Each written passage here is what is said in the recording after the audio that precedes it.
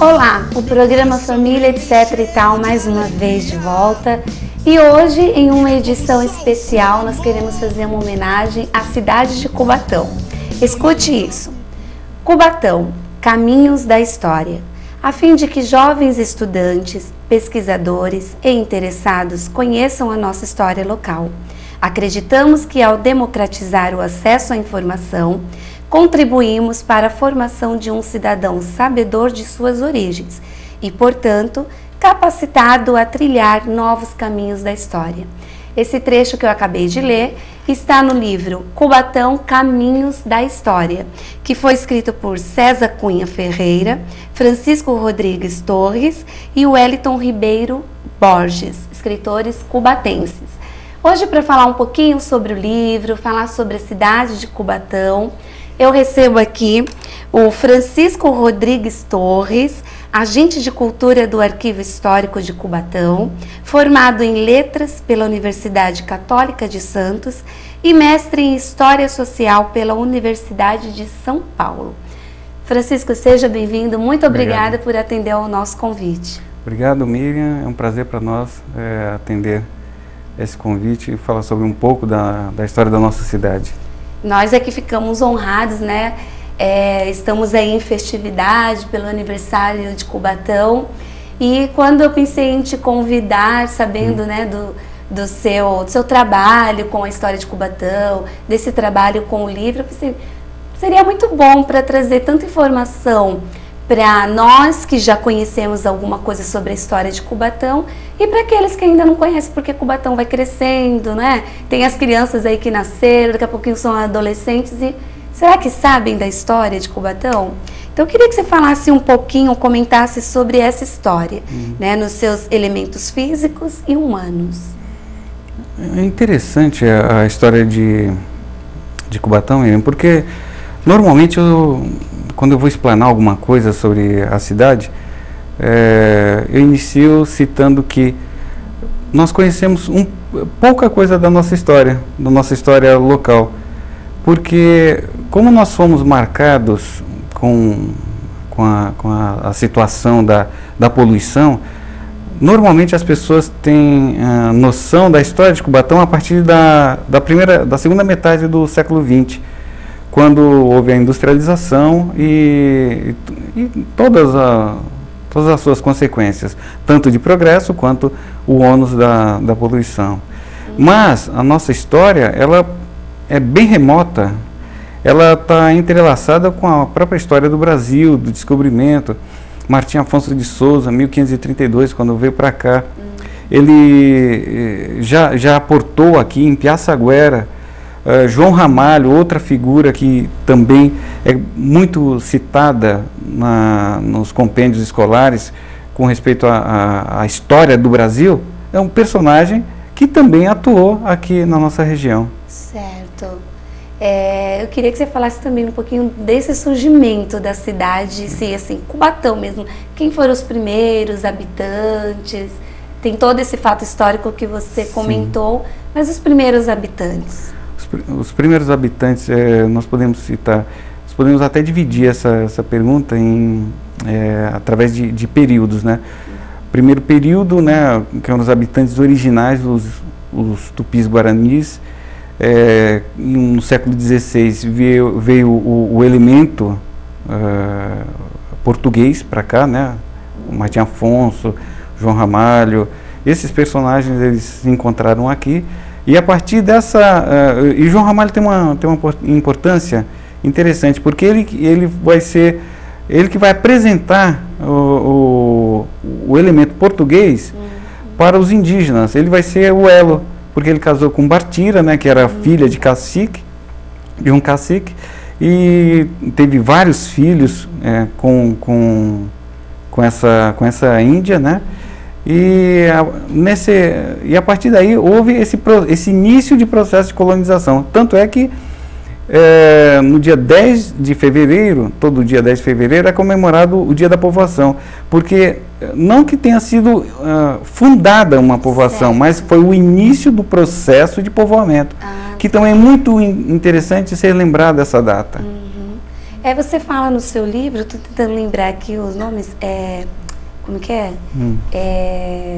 Tupiniquins, não, é outro nome. Tupis Guaranis? Não, peraí, deixa eu ver se eu acho aqui, só um minutinho, peraí. Aqui, ó, Sambaqui. Ah, o Sambaqui. O Sambaquis, né? Achei muito interessante, até porque nós temos aqui o Cotia Pará, e eu fui lá levar meus alunos e tem uma grande história, né? Como que surgiu essa influência aí. Aí a gente vai para outra era, né? Ah, tá. Já alcança já para a história brasileira. Porque os sambaquis, às vezes as pessoas ouvem essa palavra e algumas pessoas já me perguntam, mas realmente, o que é um sambaqui? E para explicar de uma forma bem simples, bem sucinta, nós podemos citar que o sambaqui eram restos de cozinhas, porque o elemento, né, que residia aqui, vamos citar assim, né, que morava aqui, consumia os crustáceos, né, as ostras, ia amontoando. Certo, eles iam jogando. Só que não era só resto de comida. Foram encontrados nos sambaquis, que foram pesquisados, sambaquis, principalmente o de Piaçaguera, na região da Cozipa, eles foram pesquisados na década de 60. Em 1960, a USP e o Museu do Homem de Paris iniciaram pesquisas visando observar a estrutura desses sambaquis, né? Aí o que aconteceu? Foram encontrados vários esqueletos, e além desses esqueletos, ferramentas, como machadinhas, né, pedras polidas. E aí você observa que isso daí já há indícios de enterramentos já com muito cuidado, como se fossem ritos funerários. Certo. Ou seja, era praticamente um lugar sagrado para aquele povo. Daí você já consegue ver alguma coisa da história de Cubatão. Sim, sim. Né? E aí depois é que vem toda a outra história que você falou em outra época. Exatamente. Né? Bom, mas enfim, falamos um pouquinho sobre isso. Agora, o nome Cubatão. Da onde que vem esse nome? Porque são muitas as interpretações que nós temos, principalmente nós quando vamos estudar ou para um concurso, ou mesmo estudar para nós professores, para darmos aulas para os nossos alunos, a gente vai atrás do nome Cubatão e acha-se tantas interpretações. O que significa Cubatão? Eu nem vou citar os outros termos, mas sendo bem direto, houve um pesquisador, o Joaquim Miguel Couto, não esse da rua, da avenida, né? Tá. Mas ele é da família, bisneto desse que deu nome à nossa avenida, né? O Joaquim Miguel Couto, ele é um historiador, é uma pessoa muito ligada, né, à história da nossa cidade, tanto é que a tese de doutorado dele foi em cima disso. O Joaquim Miguel Couto, ele deu uma explicação muito boa. Isso porque ele foi conferir em relatos da avó dele e cruzando as informações com os historiadores. O termo Cubatão significa morro de pé de serra, ou rio do morro de pé de serra. Aí você observa, nós temos o rio Cubatão e nós temos a serra. Esse termo Cubatão também ele vai surgir, ele vai existir em outras regiões do Brasil. Seja, por exemplo, lá em Curitiba, quando você vai descer na serra, tem lá o rio Cubatão também. Então, a existência de um rio próximo de uma serra, de um morro, já era indicado também dessa forma. Certo, mas essa palavra é indígena? Tupi. Tupi-Guarani. Tupi. Esse daí que é interessante. Por isso que vai ocorrer em outras regiões. Certo. Porque onde havia o estabelecimento de indígenas, né? Esses termos eram utilizados. Certo. Queria que você falasse um pouquinho da vegetação, já que você comentou aí dos rios, da serra, porque Cubatão é rodeado aí, né, pela Mata Atlântica, lindíssima. Esses dias eu estava escutando, é impossível olhar para Cubatão assim, sempre você vai ver o topo de alguma serra, né, um pedacinho da serra, na verdade. E também vai ser utilizado até nomes indígenas, né, só retomando um pouco a pergunta anterior, né, a respeito de seja Piaçaguera, Porto Antigo, né, ou então lugar de se avista o mar, tudo isso daí vai indicar isso, né. Certo. Mas com respeito a essa questão da mata, da região, isso daí é muito interessante, porque quando o elemento português chegou aqui, quando ele aportava, quando o Martim Afonso aportou, o que ele viu lá em Piaçaguera, né? Ele viu um paredão. Até um tempo atrás foi veiculada, não vou nem citar o nome do canal, né, porque é a concorrente, mas foi citado,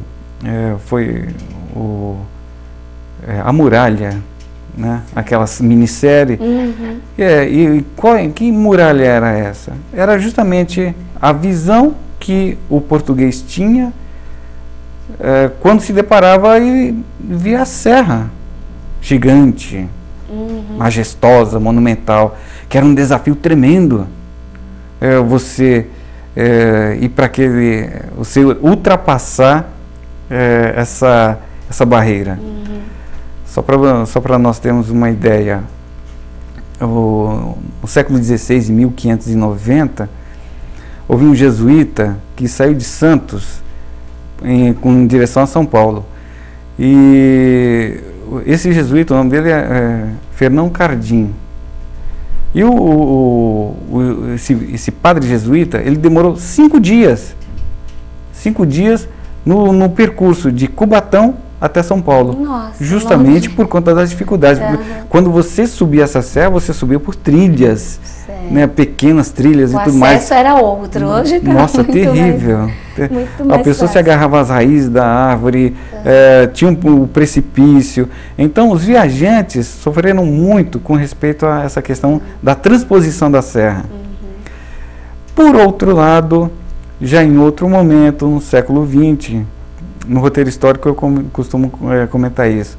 Aquilo que no século XVI foi considerado um problema terrível, né, ser transposto e tudo mais, animais morriam no século XIX, né, com as cargas que caíam nos precipícios, os caminhos teve até um historiador que citou, né, que os caminhos da Serra do Mar, eles se defenderiam por si próprios, porque eram tão terríveis, tão ruins, que eram chamados como os caminhos do diabo. Para enfrentar, realmente tinha que ser bravo, né? Assim. Corajoso. E interessante que no século XX vai acontecer justamente o contrário. Aquilo que era uma dificuldade tremenda nos séculos anteriores, vai ser motivo de uma forma de você ajudar o progresso. Certo. Com a implantação da usina da Vila da Light. Tá, mas vou segurar um pouquinho aí, porque nós vamos para um intervalo rapidinho e voltamos já. Continue conosco.